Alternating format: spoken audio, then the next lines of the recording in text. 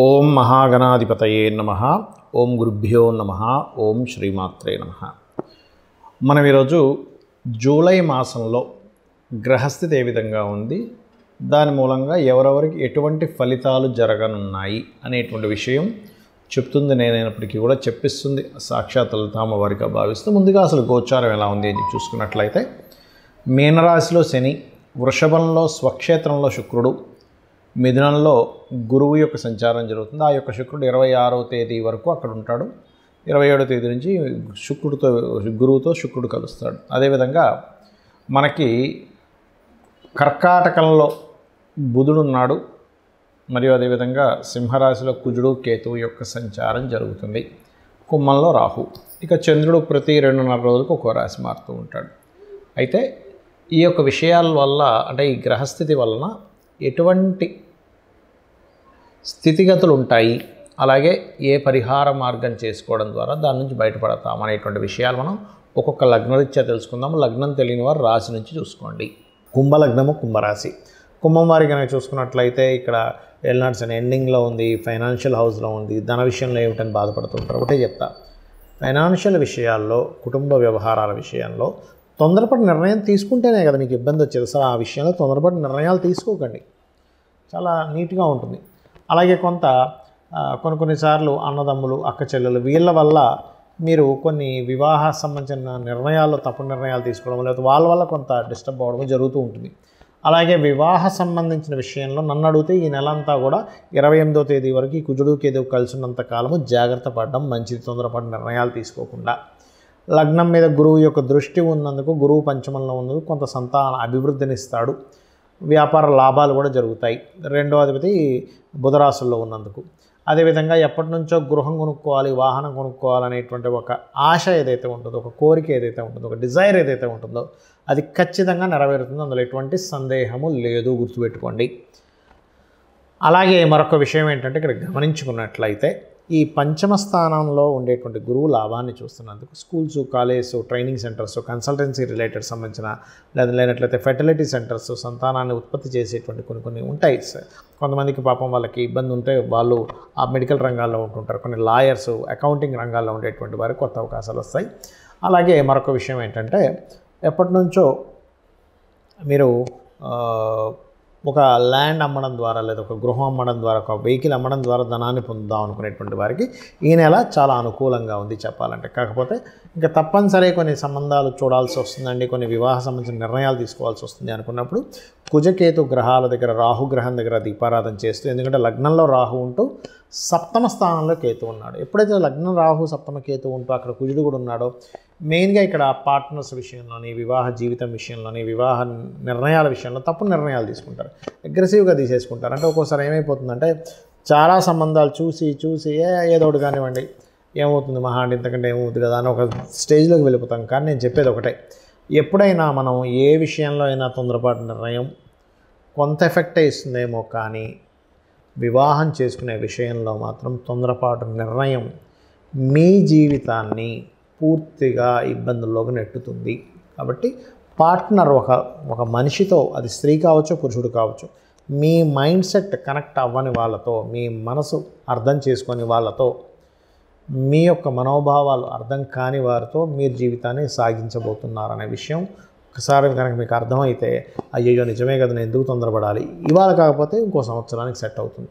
చాలామంది ఏంటి, అయ్యో 35 వచ్చేసేయండి, 40 వచ్చేసేయండి, 45 వచ్చేసేయండి. ఎస్, కానీ మీరు చేసిన మిస్టేక్ అంటే 25లో వెతుక్కోలేదు, మెల్లగా సెటిల్ అయ్యి చేసుకుందాం అనుకున్నాను, అక్కడ మిస్టేక్ వస్తుంటుంది. కాబట్టి ఈ విషయంలో జాగ్రత్తగా ఉండాలి, మీరనే కాదు ప్రతి ఒక్క రాశి వారు కూడా. అలాగే మరొక విషయం ఏంటంటే, వ్యాపార లాభాలు ఉన్నాయి, అందులో ఎటువంటి సందేహం లేదు.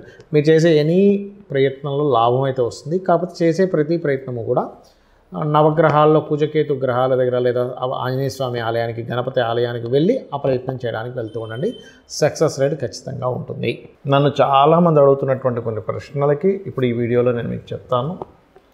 చాలామంది ఏంటంటే నన్ను అడుగుతున్నటువంటిది, అసలు ఒక జన్మజాతకం తీసుకున్నప్పుడు అందులో అస్సలు మహాదశ కానివ్వండి, యోగాలు కానివ్వండి సరిగ్గా లేక చాలా దారుణమైనటువంటి స్థితిలో ఉన్నప్పుడు కూడా మనం బయటపడవచ్చా అన్నది చాలామంది అడిగారు. నేను ఒకటే గుర్తుపెట్టుకోండి, మొట్టమొదటిగా మనం అర్థం చేసుకోవాల్సింది ఏంటంటే గ్రహాలు మిమ్మల్ని దారుణమైన స్థితిలోకి తీసుకెళ్ళట్లే. మీ యొక్క పూర్వజన్మ కర్మే మిమ్మల్ని ఈ దారుణమైన స్థితిలోకి తీసుకొచ్చింది. అది బ్యాడ్ కర్మ అయితేనేమో ఒక రకంగా ఫైనాన్షియల్గా, హెల్త్ పరంగా, అపకీర్తి పరంగా అన్ని విధాల ఇబ్బంది పడతాం. గుడ్ కర్మ ఉంటే అదే పరంగా మనిషి ఒక స్టేజ్కి వెళ్తాడు. అయితే మనం ఇక్కడ అర్థం చేసుకోవాల్సింది ఏంటంటే కర్మ మనల్ని ఆ స్టేజ్కి తీసుకెళ్తుంది. కానీ ఆ కర్మ ప్రదాత అయినటువంటి ఆ యొక్క అమ్మవారు కానివ్వండి, స్వామివారు కానివ్వండి, పరమేశ్వరుడు అనుకోండి, మీరు పూజించేటువంటి ఏ దేవతా స్వరూపం అయినా కానీ, అది విష్ణువు, శివుడు, రుద్రుడు ఎవరైనా కానీ, వాళ్ళ చేతిలో వాళ్ళ యొక్క కనుసైకల్లో ఈ విశ్వం మొత్తం తిరుగుతూ ఉంటుంది, గుర్తుపెట్టుకోండి. అయితే మీరు ఎటువంటి గ్రహస్థితిలో జన్మించినా ఒకటి నిత్యము గనక దేవతారాధన చేయడము, జస్ట్ మీకు ఏ మహాదశ ఏ అంతర్దశ నడుస్తుందో దానికి సంబంధించిన దానం కనుక ఇవ్వగలిగితే ఇంకేం పెట్టుకోకండి, నేను భగవంతుడిని పట్టుకున్నాను, నాకు ఖచ్చితంగా మంచి జరుగుతుంది అనేటువంటి భావనలో ఉంటే 100% సెట్ అవుతుంది. ఇక రెండవ ప్రశ్న ఏంటంటే, కొంతమంది ఈ మధ్య నన్ను అడిగారు, ఏమండి ఇప్పుడు ఇవాళ రేపు ఎక్కువ సిజరన్స్ అవుతున్నాయి కదా, సిజరన్లో పుట్టినటువంటి వ్యక్తికి కూడా గ్రహాల యొక్క ప్రభావం పడుతుందా అని. ఒకటే గుర్తుపెట్టుకోండి, మనకి పూర్వజన్మ కర్మ వల్ల గ్రహ ప్రభావం అనేది మన మీద ఉంటుంది. ఇప్పుడు సిజరన్లో పుట్టినంత మాత్రం ఆ వ్యక్తికి జ్వరం లేకుండా లేదు, ఆ వ్యక్తికి అంటే C-సెక్షన్ చేసి బయటికి తీస్తారు న్యాచురల్గా కాకుండా. అదేవిధంగా ఆ వ్యక్తికి ఏ ఇబ్బందులు రాకుండా ఉండట్లేదు. ఎందుకంటే మంచి కర్మ లేదా మనం ఒక బ్యాడ్ కర్మ చేసామా, మంచి కర్మలు చేసుకున్నామా అనేది పూర్వజన్మ దీన్ని బట్టి ఉంటుంది.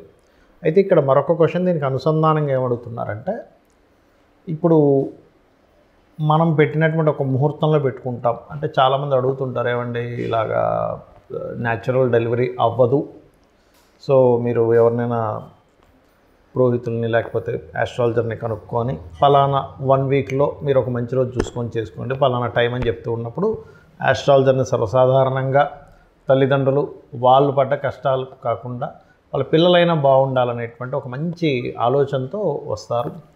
తద్వారా పలానా రోజు చేసుకోండి బాగుందని చెప్పడం జరుగుతుంది. అయితే ఇక్కడ ఏంటంటే క్వశ్చన్ ఏంటంటే, చాలామంది మరి అలాగ మనం ముహూర్తం పెట్టినప్పుడు ఆ వ్యక్తికి అన్ని కర్మలు పోతాయా ఒక మంచి ముహూర్తంలో పుట్టినప్పుడు అంటే, ఒకటే చెప్తాను నేను మీకు, మనం పెట్టడం కాదు అసలు అక్కడ ముహూర్తం.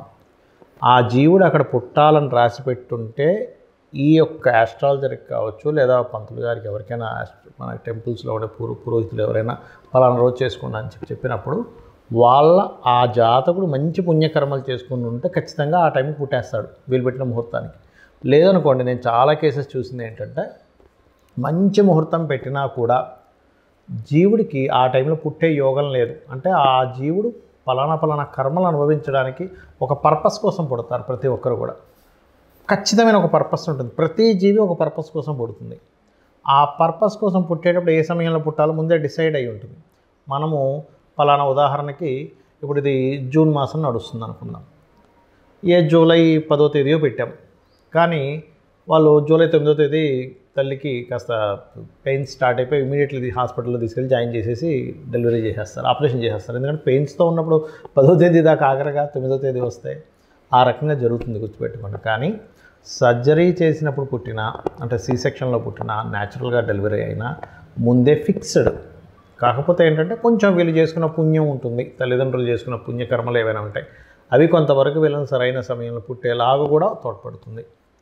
అయితే ఇక్కడ చాలామంది ఏంటంటే భయపడుతున్న అంశాలు ఏలినాడు శని, కాలసర్ప యోగం, ఇది చాలా పెద్ద ఎఫెక్ట్ ఇస్తుంది అనేటువంటిది ఒక మిత్తులో ఉంటున్నారు.